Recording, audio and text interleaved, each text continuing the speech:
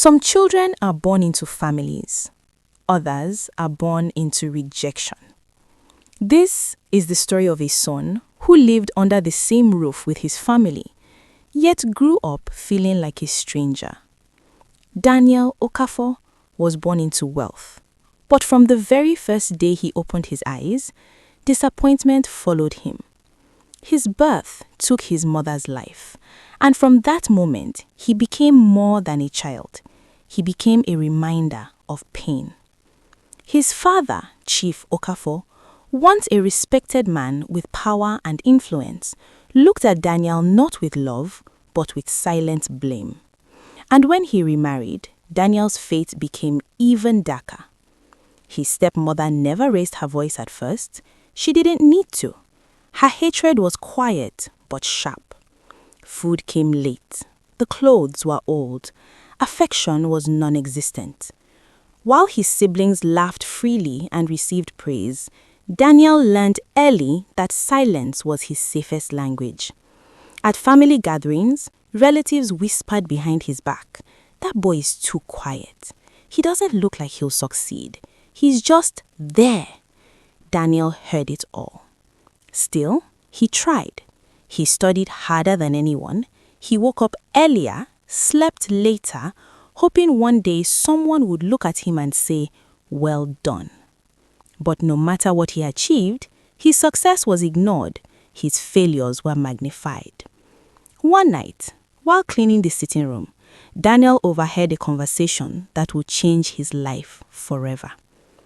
"If that boy disappears one day," his stepmother said coldly, "nothing will change in this house."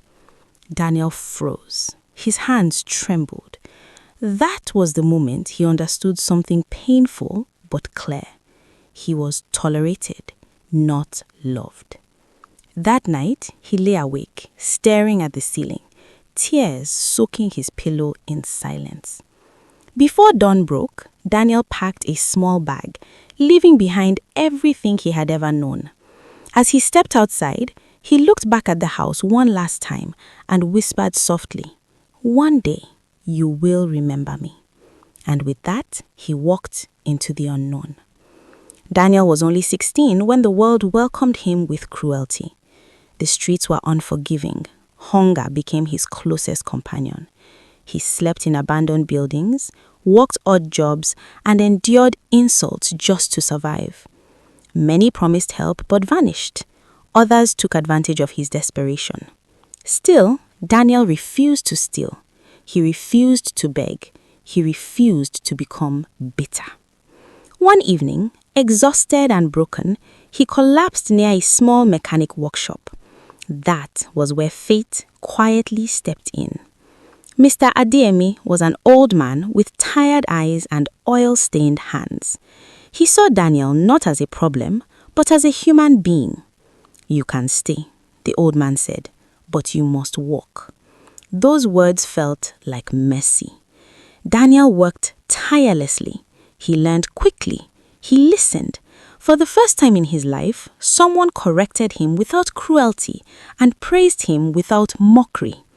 One night, Mr. Adeyemi looked at him and said something Daniel would never forget. "You are not useless. You are just never loved properly." Those words healed something deep inside him. Daniel saved every small amount he earned and secretly enrolled in night classes. Sleep became a luxury, but he endured it all with quiet determination. Years passed. Daniel grew stronger, smarter, confident. Meanwhile, back home, the Okafor family was falling apart. The once thriving business began to crumble. Money disappeared. Trust vanished. The sons who were once favored became careless and greedy. One ran away. Another betrayed the family. Chief Okafor's health failed.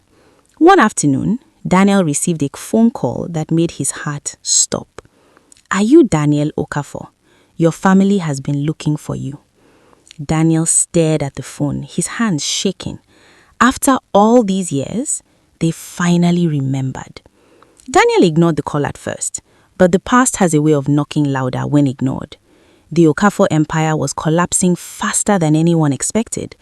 Bank accounts were frozen, property seized, lawsuits piled up.